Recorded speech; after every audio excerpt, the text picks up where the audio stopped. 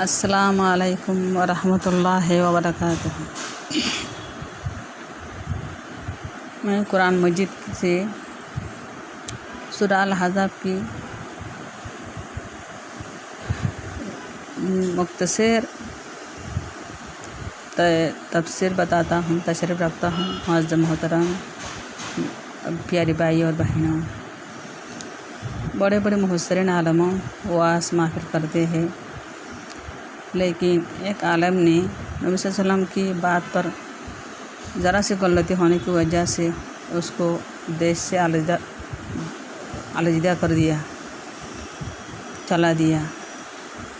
تو ہر کسی کو تو ذرا سی غلطی ہوگی، لیکن قرآن مجید کیا بتاتی ہے؟ دیکھو، حضور صلی اللہ علیہ وسلم کو لے کر بہت عجیب الشان باتیں، الٹا سیدھا بات ہوتی ہے۔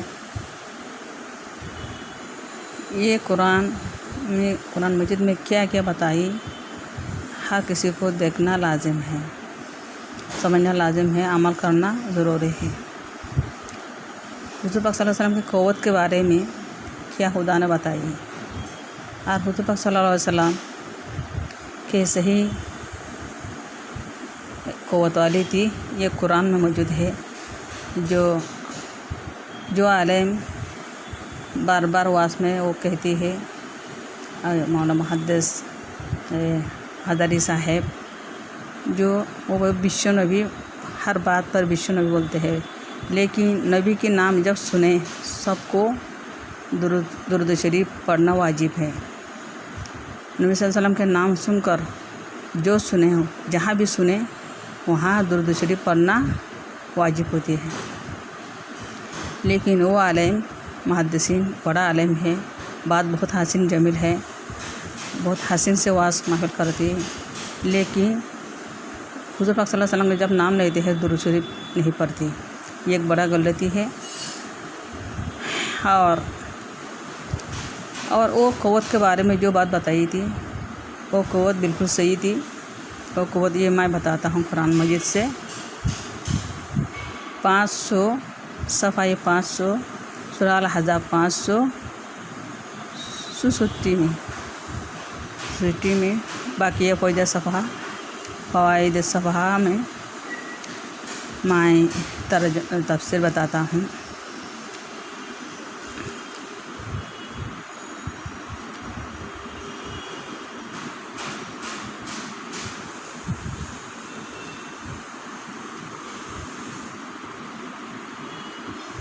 کہ اب سارے دنیا سے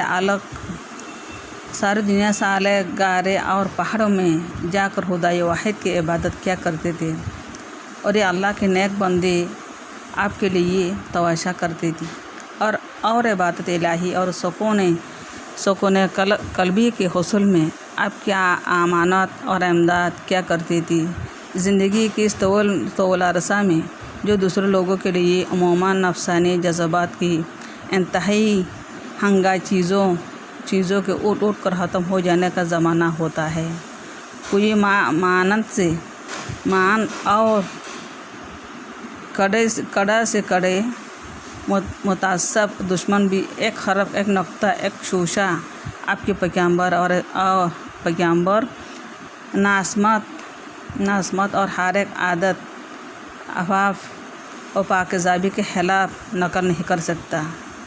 اور واضح رہے کہ یہ اس اکمل البشر کی سیرت کا ذکر ہے جس نے خود اپنی نسبت فرمایا کہ مجھ کو جسمانی قوت عطا ہوئی ہے، وہ اہل جنت میں سے 40 مردوں کے برابر ہے، جن میں ایک مرد کی قوت 100 کی برابر ہوگی۔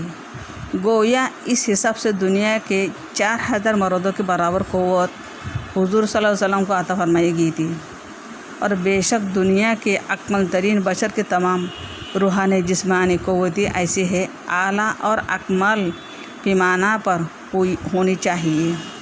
اس حساب سے اگر فرض کیجئے 4000 بیویوں آپ کے نکاح میں ہوئی تو آپ کی قوت کے اعتبار سے اس درجہ میں شمار کیا جا سکتا تھا جیسے ایک مرد ایک عورت سے نکاح کر لے، لیکن اللہ اکبر، اس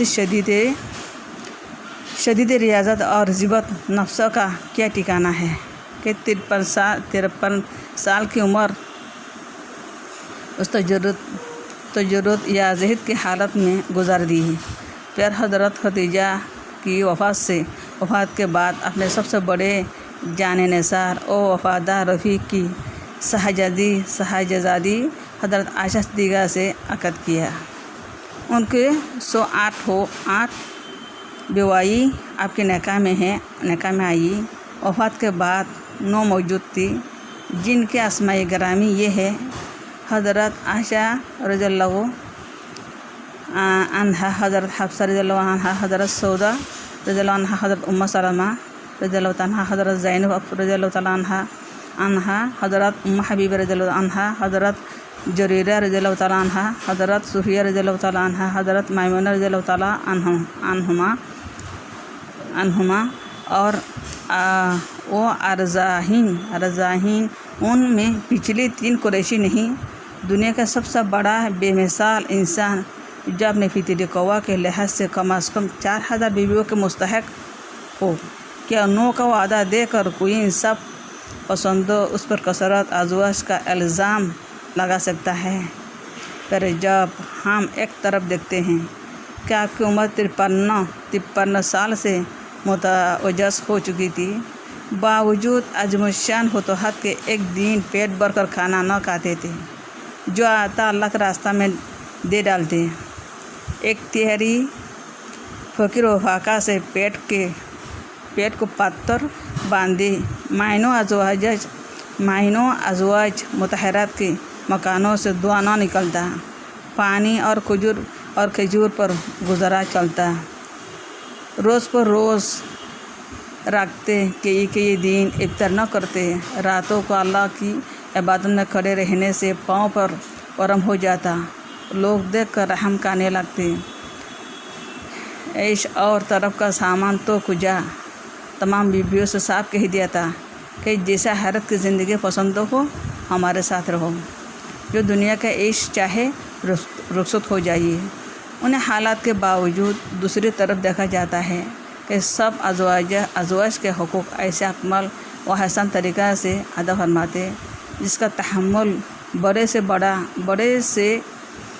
سے بڑا طاقتور مرد نہیں کر سکتا. اور میدان جنگوں میں لشکروں کے مقابلے پر جب بڑے جوان مردوں بہادر دل چھوٹ بٹتے تھے، اب پہاڑ کی طرف ڈنڈے رہتے اور زبان سے فرماتے: الیہ عباد اللہ آنا رسول اللہ وانا النبی لا کذب آنا ابن عبد المطلب. بیویوں کا تعلق فرائض، عبودیت اور رسالت کی بجا عربی میں برابر فرق نہ ڈالتا تھا. نہ کسی سے سخت کٹھن کام میں 1 منٹ کے لیے ضعیف و تعب لاحق ہوتا. کیا ہر ایک عادت احوال اہل بصیرت کے نزدیک معجزے سے کچھ کم ہے؟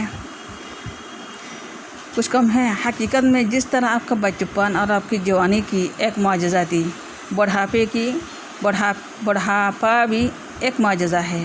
سچ تو یہ ہے کہ حق تعالیٰ نے آپ کی پاک زندگی کے ہر ایک دور میں پاک باز متقوں کے لیے کچھ نمونے رکھ دی جو انسانی زندگی کے ہر شعبہ میں ان کا عملی رہبری کر سکے. ازواج مطہرات کی جس نام نہایت کثرت پر مخالفین کی اعتراض ہے، وہ وہی امت مرحومہ کے لیے اس کا ذریعہ بنے کہ پیغمبر کے اتباع کرنے والے مرد اور عورتیں ان حکموں اور نمونوں سے بتکلف واقف ہو جو بالخصوص باطنی احوال اور خانگی زندگی کے تعلق رکھتے ہیں. گویا کثرت ازواج میں ایک بڑی مسلط یہ ہوئی کہ خانگی معاشرات اور